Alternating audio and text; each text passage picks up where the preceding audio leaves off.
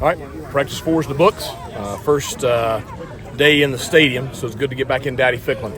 And had a pretty positive first week of practice. And obviously with so much new, there's been some sloppiness we had to clean up, like we talked about on Tuesday. But there's also been some really, really bright spots. And so it leaves you, number one, it leaves you really excited. And then you're frustrated with some of the sloppiness that keeps you from being as good as you can be. But still, it's, first week and, day one in full pads. With it being the first week, what's the energy been like with the team? It's been really good. I mean, that's the kids. They've worked. They've competed really, really well.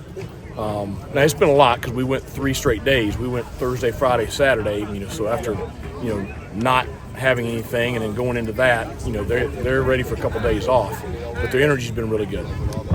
Sometimes the defense can be ahead of the offense this early in spring. Has it been pretty balanced this weekend? How would you kind of assess that? I think it's been day to day. The offense got after the defense pretty good yesterday, and it was pretty impressive. And then today, the defense probably had the better of the offense today. So it's been a little bit back and forth. Which, if we'll just clean up some of the sloppy stuff, I want to be back and forth. I think that we are going to challenge each other probably much better than we have in the past. I think the defense is going to have to be on it, day to day, and I think our offense is going to be challenged by a veteran defensive unit. We saw Casey Kelly make a touchdown catch. He seems to be off to a pretty good start. What do you see? Yeah, no doubt. He looks like a veteran. Looks like a really good player. A guy that's done it, and that's what we expected. He's looked like it. And that whole tight end room, I got to like it from top to bottom. Yeah, no doubt. We all know what Shane can do, and he's frustrated he's not out there, but he's getting healthy. He's able to do some stuff in practice.